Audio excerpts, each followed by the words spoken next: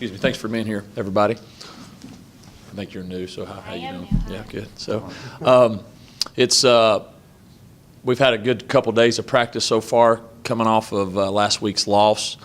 We got a really good Western Illinois team coming in here. A lot of heavy-laden senior, junior team with a few transfers. They're probably a top 10 FCS program. I could see them making the playoffs. It's a huge challenge for us. More importantly, we need to get back to winning ways and playing winning football. We had stretches Saturday where we did some good things, but we just weren't consistent in a lot of phases the whole 4 quarters. And so that's been a big emphasis this week in trying to get back on track. And I think you'll see us come out and play hard. That's one thing I was proud of last week is our guys played extremely hard for 4 quarters. Now we just got to play smart.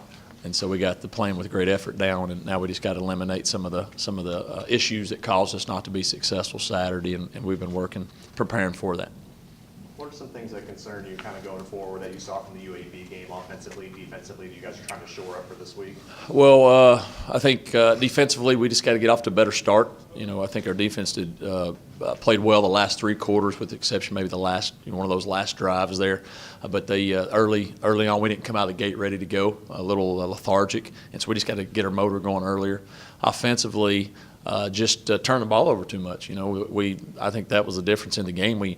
We had 3 turnovers, they had 1, and 2 of ours were inside the 25-yard line, and they scored touchdowns off of them, and we settled for field goals, and that was the difference. And so you work those obviously all the time. You're working situational football, but I thought that was the main difference. And so just protecting, being more cautious with the football, and then when you're in the red zone, finding ways to get touchdowns. We had 2 plays down there that could have got us either a first down or possibly a touchdown if you break a tackle, and we had 2 critical error missed assignments that caused us to have to try to settle for field goals. And when you're playing good teams and maybe teams that are better than you, those details matter, and that's one thing we've tried to focus on a lot is paying attention to the details. And our margin for error is smaller than it's ever been, and so just understanding that going forward.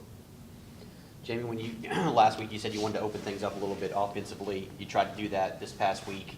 It kind of burned you a little bit with the turnovers, so to speak. Where do you go now, knowing that when you try to open things up, unfortunately you maybe have some guys that just are doing the job? So how do you produce that, or how do you change the personnel to make sure you get the right people in there that maybe can do the job? Well, I think I got to do a better job as far as maybe putting us in a better position to excel and to maybe make those plays happen. They weren't obviously all on the quarterback. There could be some better calls there, but we have to try to continue to develop into that if we're going to have any type of success long term, because people then will eventually just try to stack up everything up front, and we're forced to have to do that. And so if you make a couple the turnovers that were disappointing, not necessarily you turn it over as the decision making of it. You throw it one way when the read told you should go the other way. That's the things we need to correct. And if you do those things, I think that ball game's a different story. So we'll continue working the things that we need to do, but we're going to have to continue to try to be aggressive and throw the ball. I think we ended up with 23 throws. We called about 30 or so, with runs and sacks and different things. So we've got to try to have a better balance long term for us to be successful, and we just have to be smarter with some of the decisions we make. Is that still in the process of trying to find the right person to run this offense?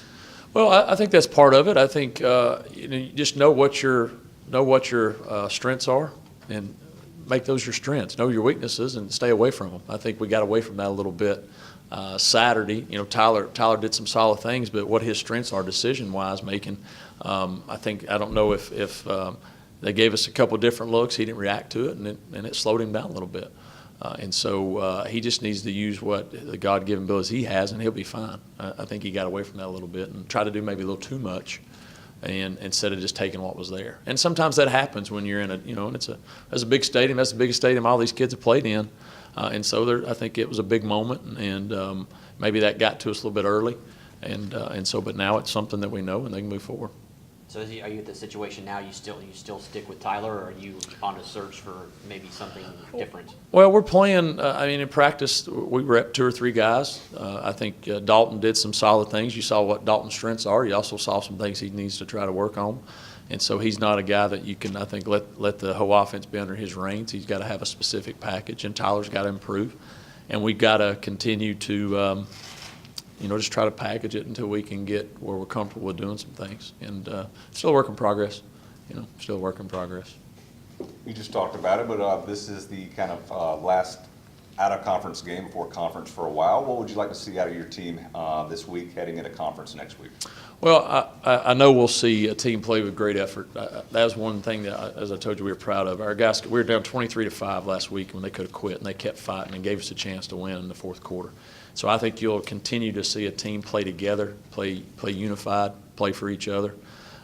So I want to see that. Secondly, I want to see us clean up the mistakes. The things that I think we ended up having 9 penalties. 4 or 5 of those were on special teams, and that killed our starting field position. And so when you're in a game that's a tight game or playing against a really good team, that extra 10, that extra 15 yards is huge. And those are things. Some of those were plays that were way on the other side of the ball that had no idea needed to be in the game. And so we've got to get that corrected. And that's somebody just trying too hard to want to make a play. So we got to clean those things up. If we'll clean that up and play with the effort that we are, we'll continue to get better, and I think you'll see us play well. They're a great team. We can play really well, and they can beat us. They're really good. But I do think if we'll continue to do the things we're asking, we'll be fine. We just can't turn it over. Going off that, it appears, though, that the mistakes are correctable, though. They are. I mean, when you don't have to worry about effort and you don't have to worry about your kids playing hard, you can correct a lot of things. And so that's something that we don't have to worry about. Now it's just, hey, decision-wise and taking care of the football and fitting a gap different or a missed tackle here or there. It's those things that you can correct. Those penalties you can correct.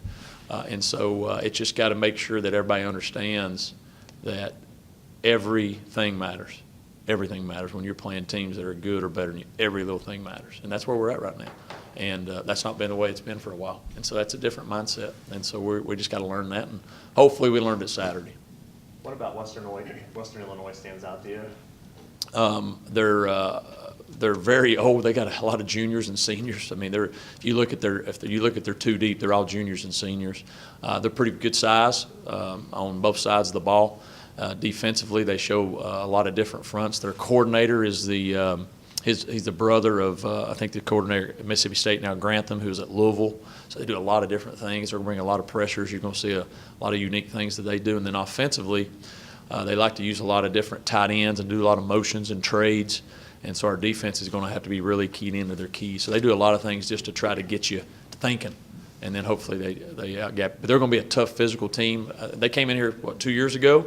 It was a really good game, came down the last play. They're better than that they were 2 years ago. And so, we got to be ready to go. They're coming down and wanting to be, as we told our team, they want to be one of the FCS that beats an FBS team. And they're more capable of doing that. Kind of for some of the new guys or some of the guys with not much experience, kind of what did you see out of them on the first road trip and kind of what can be gained from playing on the road for the first time? Well, hopefully, I'll ask you your second part there. Anytime you go on the road, it's just really it's your people versus a lot of everybody else. And you have to be together and you have to do things for each other. And so there's a good bonding when you go on the road.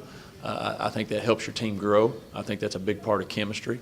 And it's good to go into an environment that you're not used to. And there was a good crowd there. I don't know how many it was, but it was a good crowd.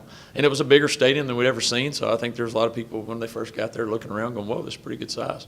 So there was a lot of newness for a lot of our guys. And so it was good to get that on the road and sort of see a hostile environment. And it was relatively loud. So I think that'll help us going forward for games that we play in the Sun Belt.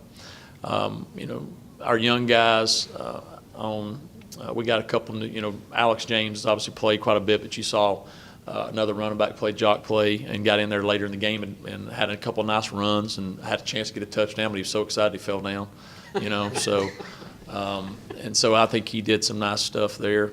On defense, we lost Shane there early in the game, and so you had to get some. Quay Paul had to play quite a bit, and our other linebackers. I thought Silas Kelly had a really good game there. And so we've got to just continue those young guys just getting more experience, and that's what it takes. And they're going to make mistakes, but you'll live with those mistakes if they're playing hard and they're trying to do the right thing.